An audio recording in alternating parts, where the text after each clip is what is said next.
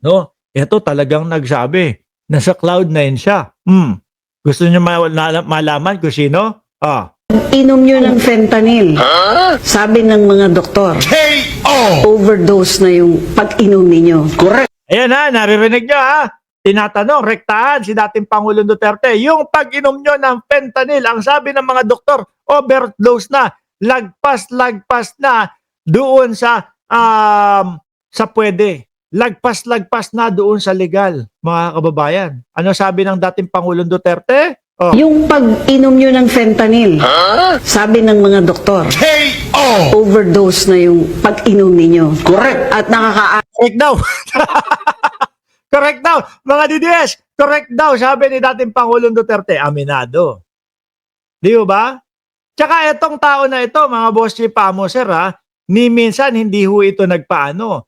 Ni minsan ho, hindi ito nagpates. No? Madami pong nagsasabi noong panahon nang siya ay nanunungkulan na, tara, subukan natin.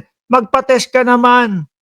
Pero ano ginawa? Ano sabi ni Roque? Wala po kayong karapatan na utusan ang presidente na magpates daw ho, mga bossing. Tuloy natin si dating Pangulong Duterte. addict na nga raw. At Correct. kayo raw ang number one Correct naman daw talaga. Addict siya sa fentanyl. drug addict. Correct. Correct nga daw. Di po din to. Ano yan? Di pa din to natutulog. Uy, umaga dito sa amin. Ano ka ba? No? Ano dito sa amin? Ano? Alas 6:45 ng gabi pala. Patulog pa lang. Ikaw talaga, sila itera. Game. Nilagay ko lahat. Maganda ang feeling. maganda na naman daw po. Maganda naman daw ho ang feeling, mga kababayan. Kaya inaabuso.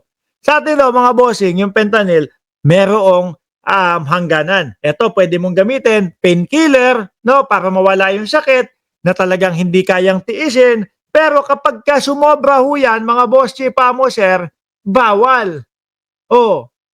Hindi po pinapayagan ng batas, mga bossing. Di ba? Ayan mismong ang dating Pangulong Duterte ang umaamin na siya ay lumalabis at sumosobra sa paggamit ng fentanyl, which is bawal na daw po. Di ba? Nasa Cloud9 nga daw ho, mga kababayan. Ang gaan-gaan ng feeling. Sabi ni Kimi Barrera, totoo. Parang kang nasa... I have never been to paradise, but I've been... Paraiso, nakakarating pala ng paraiso ito. Ewan ko lang ho, ito kung sakali, kung makakarating ho, mga kababayan. No? Hindi natin alam kung makakarating ito ng paraiso, yung kapag katapos po ng kanyang ng kanyang buhay dito sa lupa, mga bossing. Di ba ang daming sinasabi o ang daming nagsasabi madami daw pong namatay sa kanyang kamay. Di ba? Hello mga Ma'am Chair, Ma'am Chai Chair. Shout out sa inyo, Carl Roy. there. Mapriso ka. Parang paradise. Parang paradise. Alam ko meron din siya sinabi, parang Cloud9. Di po ba? Kaya kayo mga DDS, no? Mahiya naman kayo. Yung kay Pangulong Bongbong Marcos, ilang beses yan nagpates bago manalo ng eleksyon at pagkatapos manalo ng eleksyon. Ganyan nagpates ang ating Pangulo. Ito nga ni isang beses, hindi. Di ba?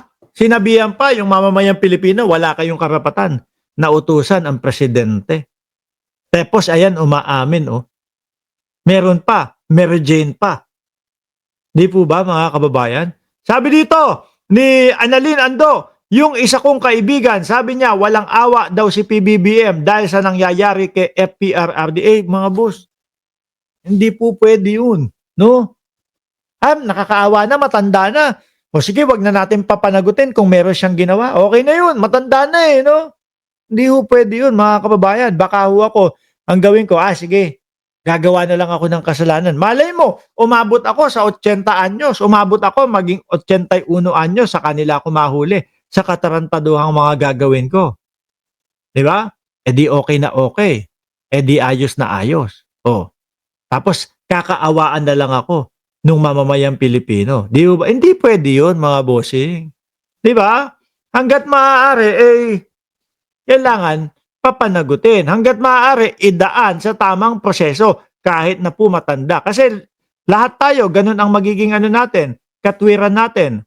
O matanda na ako, bakit nyo pa ako ginaganito? Hindi ba kayo naaawa sa akin? Paano naman po yung mga inargabyado at naargabyado nung panahon na nagpapakasasa sila doon sa kanilang mga posisyon? Di ba? Sabi ni Kimi Barrera, ayun, kaya pala niya pinatumba di umano ang mga alleged DAs. Ayaw niya may kaagaw sa Paradise. Baka ho ganun. Baka po ganun. Mga DDS, nako, sa paulit-ulit niyong bangag si Marcos, ito lang ang ipapakita ko sa inyo. Ibabalandra ko ng ibabalandra sa inyo. Ayan umaamin bangag sa fentanyl. Pauulit-ulitin ko lang sa inyo ano yan. Total naman parang mga sirang plaka ho ang mga DDS, mga kababayan. Sabi ni Virgie Badiola, naawa ba si Digong sa mga biktima ng EJK sa pambabastos sa mga babae? Binaboy ni Digong ang pagkatao ni Manay Leila Delim. Correct. Oo, tapos ayun. Tsaka ang style nila, bara-bara. Mga nagmamadali ho, yung style nila. No?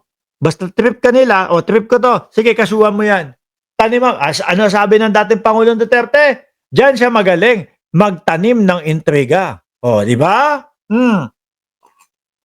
Pag trip ka niya, tapos presidente siya, kawawa ka. Tataniman ka ng intriga, mga bossing. Uulitin ko, mga DDS, no?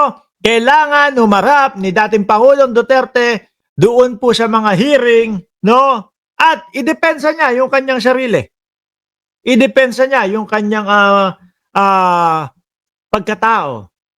Na kumbaga, sabihin niya, hindi ako mamamatay tao, hindi ako, kung ano man yung depensa nila, yan, no? At least nga siya, may due process, no? Inaalam yung kanyang side. Paano naman po yung mga nabiktima?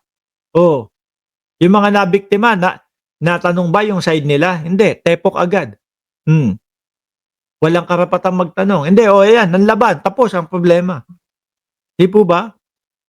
Kaya ulitin ko, mga DDS, kung usapan man na paggaganyan, paggamit ng ipinagbabawal na gamot, please lang, tigilan nyo na yan dahil ibabalik namin sa inyo itong mga ito.